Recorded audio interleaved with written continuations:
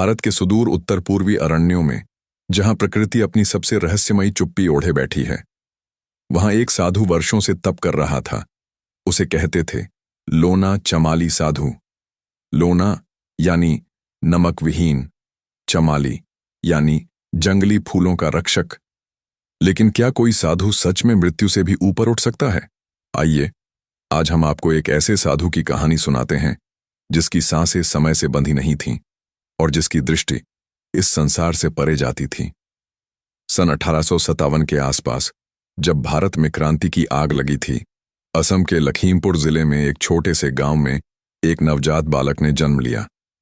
वह बालक शुरू से ही अलग था। उसका शरीर जन्म से ही नमक को स्वीकार नहीं करता था। कोई भी नमक खा ले, उसकी तबीयत बिगड़ जाती।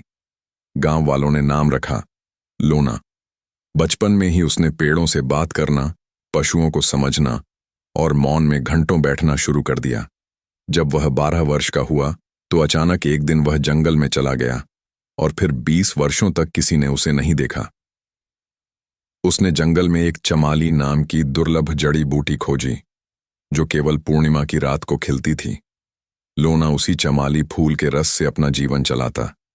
कहा जाता है कि वो एक श्मशान के पास साधना करता था, जहां भूत प्रेत भी उसकी इजाजत के बिना नहीं आते थे। वहां उसने मृत्यु को आमंत्रित किया और मृत्यु ने उसे 3 बार लेने की कोशिश की, लेकिन हर बार लोना हंसकर कहता, मैं अब नहीं चल सकता, क्योंकि मैंने जीवन का अंतिम सूत्र पकड़ा है, देह में रहकर भी देह से मुक्त हो जाना। मृत्यु शर्म से लौट जाती। गांव के लोग जब पहली बार लोना को वापस जंगल से लौटते देखे तो उसकी आंखों में इतनी तेज रोशनी थी कि लोग उसकी तरफ देखने से डरते। एक बार गांव में भयानक सूखा पड़ा। लोना ने सिर्फ हाथ जोड़कर आकाश की ओर देखा और अगले ही दिन वर्षा आई।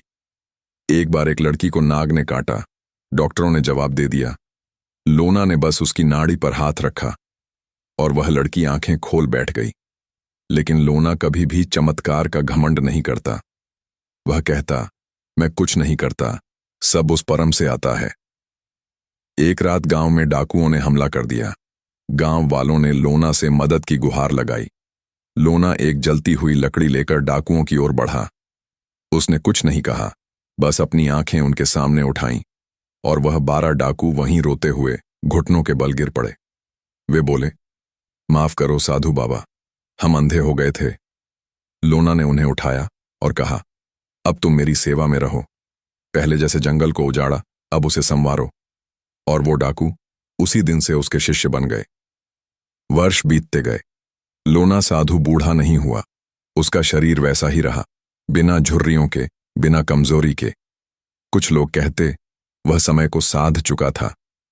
एक दिन एक अंग्रेज अफसर उसे पकड़ने आया। उसे संदेह था कि लोना कोई विद्रोही है, लेकिन जैसे ही उसने लोना को देखा, वह वहीं मूर्छित हो गया। होश आने पर वह रोने लगा और बोला, उसकी आंखों में जो देखा वो मेरी आत्मा में छेद कर गया। मैं लौट जाऊंगा। और वह अफसर जंगल छोड़कर इंग्लैंड भाग गया। 90 वर्ष की उम्र में लोना एक पहाड़ी गुफा में ध्यानस्थ हो गया। शिष्यों ने पूछा, बाबा, अब आप हमें छोड़ देंगे? वह मुस्कुराया और कहा, मैं कभी किसी को नहीं छोड़ता। मैं उस हवा में रहूंगा जो तुम्हें शुद्ध करेगी, उस पेड़ में जो तुम्हें छांव देगा, उस सन्नाटे में जो तुम्हें ध्यान देगा। कहते हैं उसी रात उस गुफा में एक तेज प्रकाश हुआ और जब शिष्य सुबह पहुंचे तो गुफा खाली थी। केवल एक चमाली फूल पड़ा था और उसकी महक अब भी आती है। धीमे संगीत के साथ नरेटर का अंतिम संवाद। लोना चमाली साधु आज भी जीवित हैं, नहीं, शरीर में नहीं, पर हर उस आत्मा में जो सच्चे ध्यान, सेवा और सादगी से जुड़ी है। वह हमें सिखाता है, सत्य के मार्ग पर चलो, प्रकृति से जुड़ो और अपनी आत्मा को इतना शांत करो कि मृत्यु भी तुम्हारे आगे झुक जाए। आपसे फिर मुलाकात होगी एक नई रहस्यमयी कथा के साथ। तब तक याद रखिए, जो सच्चा है वही अमर है।